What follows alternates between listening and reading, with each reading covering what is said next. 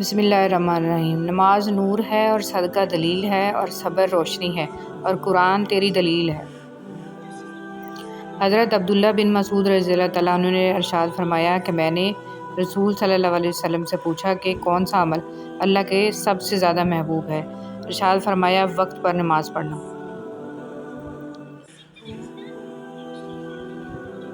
جو شخص اچھی طرح وضو کرے اور اس کے بعد فرض نماز پڑھے تو اس کے ایک نماز سے دوسری نماز پڑھنے تک کے گناہ معاف کر دیے جاتے ہیں۔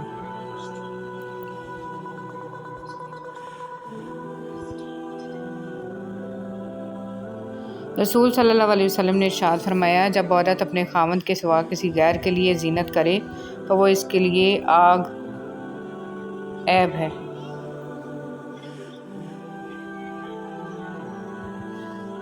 رسول صلی اللہ علیہ وسلم نے ارشاد فرمایا جب تم بیمار کے پاس جاؤ تو اس سے اپنے لیے دعا کی طلب کرو، کیونکہ بیمار کی دعا ایسے ہے جیسے ملائکہ کی دعا۔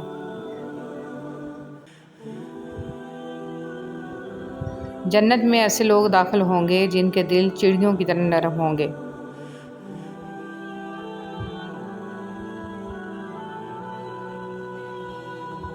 رسول صلی اللہ علیہ وسلم جب دعا کرتے تھے تو 3 بار کرتے تھے اور جب کچھ مانگتے تھے تو 3 بار مانگتے تھے۔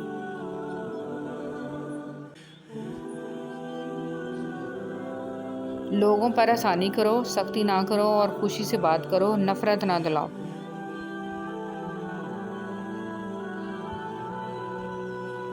انسان کا ہر عمل اس کے لیے ہے مگر روزہ اللہ کے لیے ہے۔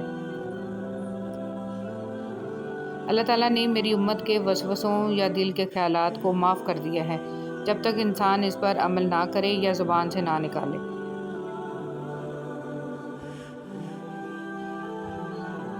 اگر لوگوں کو فجر اور عشاء کی نماز کا ثواب معلوم ہو جائے تو گھٹنوں کے بل گھسیٹتے ہوئے مسجد میں آئیں۔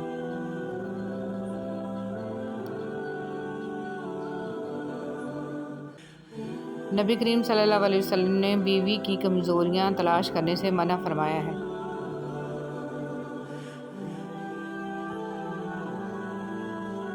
آقا صلی اللہ علیہ وسلم نے فرمایا بیٹیوں کو برا مت سمجھو، بے شک وہ محبت کرنے والی ہیں۔ صبح کا آغاز صدقے سے کیا کرو کیونکہ مصیبت صدقے سے آگے قدم نہیں بڑھاتی۔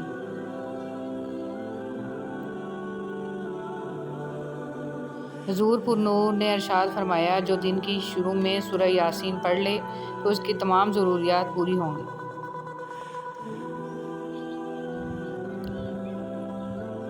رسول صلی اللہ علیہ وسلم نے ارشاد فرمایا میری چاہت اور خواہش ہے کہ میری امت کے ہر فرد کے دل میں سورہ یاسین ہو۔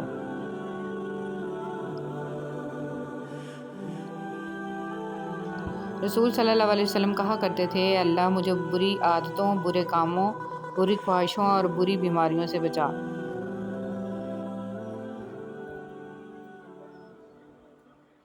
باپ سے منہ نہ پھیرو، جس نے اپنے باپ سے منہ پھیرا اس نے کفر کیا۔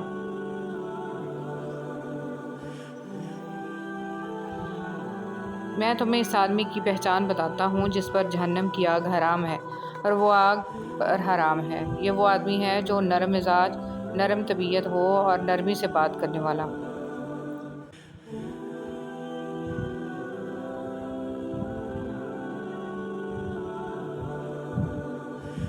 رسول صلی اللہ علیہ وسلم نے فرمایا تم کسی کی کمزوریوں کی تلاش میں نہ رہا کرو اور جاسوسوں کی طرح کسی کے عیب معلوم کرنے کی کوشش بھی نہ کرو۔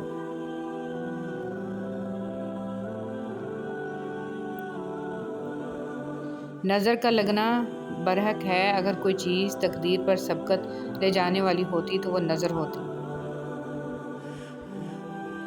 ایک وقت ایسا آئے گا کہ دین پر قائم رہنا اتنا مشکل ہو جائے گا جتنا ہاتھ میں چنگاری پکڑنا۔ جس گھر میں قرآن پڑھا جاتا ہے وہ آسمان والوں کو ایسا دکھائی دیتا ہے جیسے کہ زمین والوں کو ستارے دکھائی دیتے ہیں۔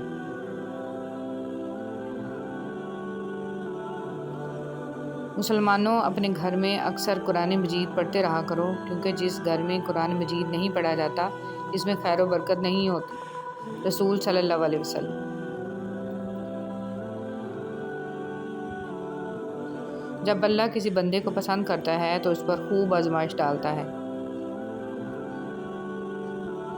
جنت کی پہلی صبح، جب جنتی اپنے محل کی اونچائی پر کھڑے ہو کر جنت کے خزانوں اور اس کی نہروں کو دیکھ رہے ہوں گے تو ان کے آسمان اور زمین تبدیل ہو چکے ہوں گے۔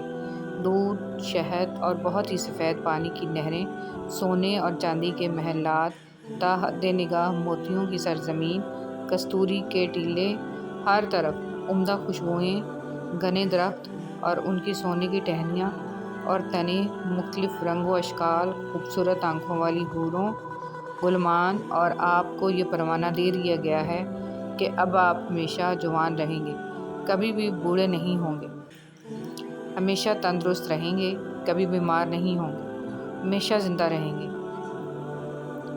کبھی آپ کو موت نہیں آئے گی، ہمیشہ خوشیوں میں رہیں گے، کبھی دیکھیں گے اپنے اہل و عیال میں سے جسے آپ کھو چکے ہیں۔ اللہ آپ سب کو وہاں اکٹھا کریں گے، ایسی جنت کہ جسے آج تک کسی بھی آنکھ نے نہیں دیکھا، کسی بھی کان نے نہیں سنا، اور نہ ہی کسی انسان کے دل پر اس کا خیال گزرا ہے۔ صحابہ کرام اور نبی کریم صلی اللہ علیہ وسلم سے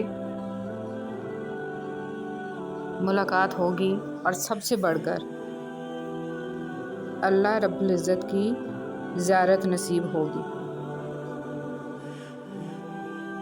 جب یقین اللہ کی ذات پر ہو تب ہر چیز کی پرواہ کرنا چھوڑ دیا کرو، کیونکہ وہ ذات کسی کو مایوس نہیں کرتی۔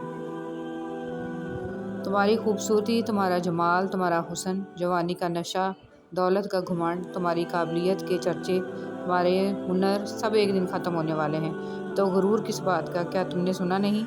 کل نفس ذائقۃ الموت۔